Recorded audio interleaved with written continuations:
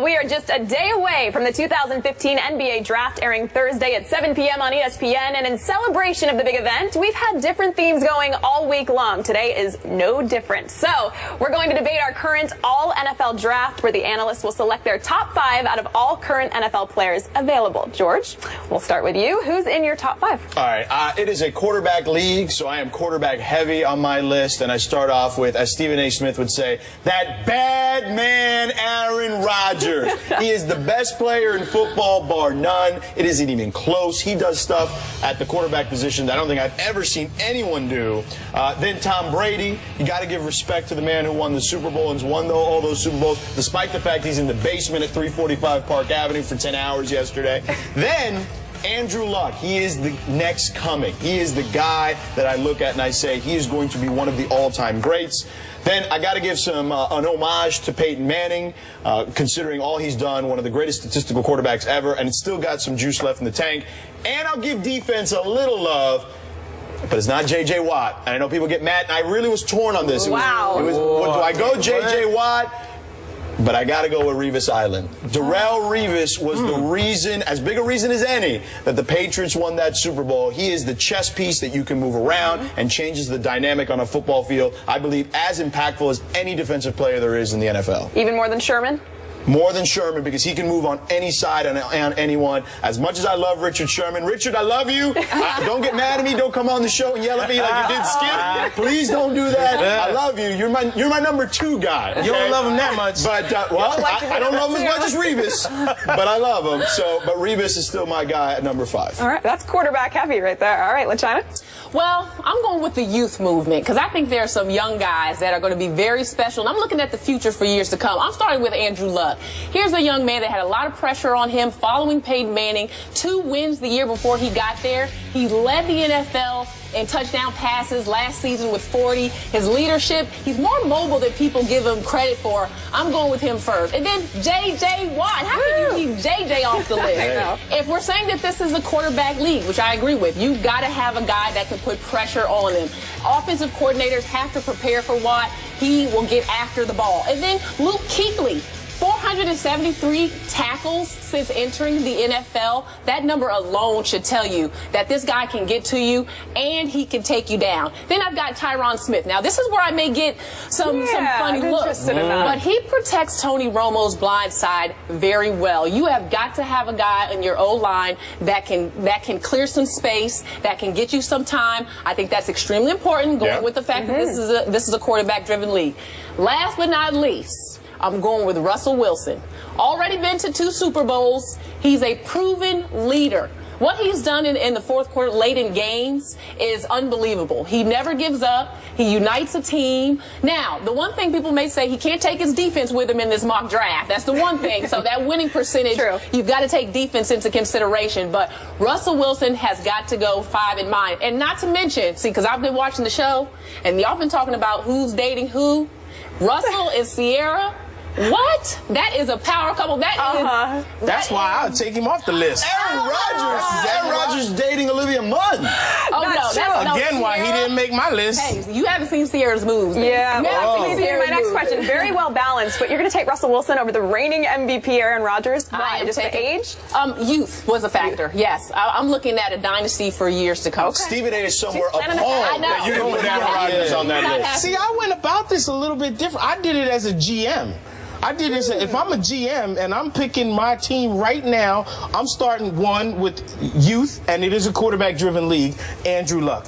He's the one that you want to be the solid foundation, and you want a guy that's going to be there for years to come, who knows how to win right now. Yes, he doesn't have the Super Bowl resume. Yes, he doesn't have the numbers that Aaron Rodgers has put up. But guess what? I can leave him there at quarterback, and in 5 or 6 years, he's going to have those numbers and make me look great. Number 2, people talk about how now the running back isn't worth what they used to be worth until you don't have a running back. I'm taking LaShawn McCoy.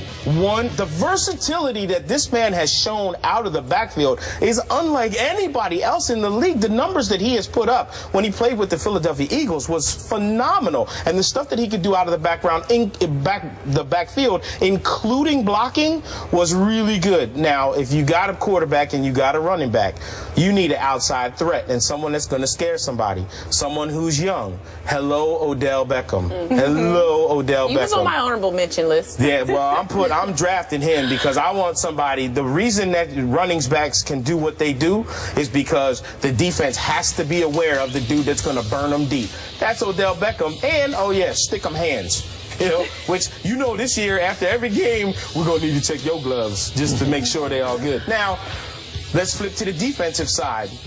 J.J. Watt. How you don't have J.J. Watt is amazing. Because how many games the Texans win because of J.J. Watt? I'm not. J.J.'s not playing for the Texans. He's playing for me. And guess what else he's going to be doing? Tight end when goal line situations come in on offense. Because that man's going to catch me some touchdowns too. We're going to win games because he's going to block passes, intercept passes, run passes back for touchdowns, sack the quarterback, and catch touchdowns. He's going to do everything for me. But the fifth guy is the guy who's got to be the anchor on the defense, and that's the guy who plugs the middle up so that other teams can't run, and Ndamukong Suh. And Ndamukong Suh and J.J. Watt anchor any defense that you have them on. You might say it's great to have a defensive back, but guess what? You don't need Revis Island if your quarterback doesn't have time to throw. And that's what these two guys will give you on defense. Well, look, the Patriots don't necessarily have a great defensive front, and Darrelle Revis made their defense what it was. So if you've got a special guy like that, he absolutely deserves to be on the list. J.J. Watt's got to be in there. Come on now. How many guys can Revis cover? I mean, because if you got two wide receivers, Revis can cover almost anybody that runs a pattern. That's for sure. Right, but he's not covering the left and the right, so I haven't seen him clone. No, he absolutely. You clone Darrelle Revis and got two guys? Not at the same time. Exactly. But he shuts down one side of the field. That's fine, but all I need is two good wide receivers. Give me a good slot receiver. You can have, you know what? Shut my fast guy down. So you'd rather, and Odell Beckham would be in my top 5 wide receivers, but you'd have him over Calvin Johnson or Des Bryant? Ooh. Odell? Great question. Again, upside. I'm drafting the team right now, and you're talking about a guy who's 22 years old. Yeah, I think Des Bryant. Give me the 22-year-old. Give me the 22-year-old that his first time ran a 4.28. Yeah. But the thing about J.J. Watt is the tips and deflections, like you mentioned. First of all, you got to he's great. You got to commit a guy and a great. half, 2 guys to him to keep him under control. It's the tips and deflections. What he gets his hands on, he disrupted. He knows what's going to happen before you know it's going to happen, and gets there. And not to mention, come on, he's got some good personality too. It takes two. He showed us he's got some moves. He's marketable. Yeah. Which is why I love Richard Sherman. As much as you love Darrelle Revis, I love Richard Sherman because he brings. You love him so much you didn't put him on your list. Hey, I didn't put Revis on my list either. But also, Richard Sherman's not going to yell at me because I didn't put a cornerback in front of him. Look at what Revis did not only this year, but he dragged Mark Sanchez to 2 AFC title games. Him and that Jets defense. How much more, if you're drafting him right now, how much more time do you think he has? No, but are we talking about the future? I'm talking about we got to win today. That's my team if we got to win These today. two are planning But ahead. when you think about draft, You guys are worrying about the future. I'm worried about winning this year. we're thinking about longevity. You know, we're thinking about guys that can get in, that are healthy, that got that bounce. I mean, we've seen it across sport in general. Look at Golden State. They just had, I mean, that youth factor was something else down the stretch. See, you as a GM building your team, if they don't win this year, you fired. Me as a GM building the team, I got 3 years. Why am I built? Well, I got 4 quarterbacks. That's why you fired fast. In football, you have a shorter lifespan because of injuries and all of that. So I think you have to think about youth. All right. Well, now that we've heard our panel's list of top 5 guys they would draft today, here's your chance to give yours. Go on Twitter and send your list using the hashtag AllNFLDraftTop5. And tomorrow on the show, First Take, we'll continue our draft theme week. We'll pick our current All-NBA Draft Top 5. Will anyone be taking over LeBron? Find out on Thursday.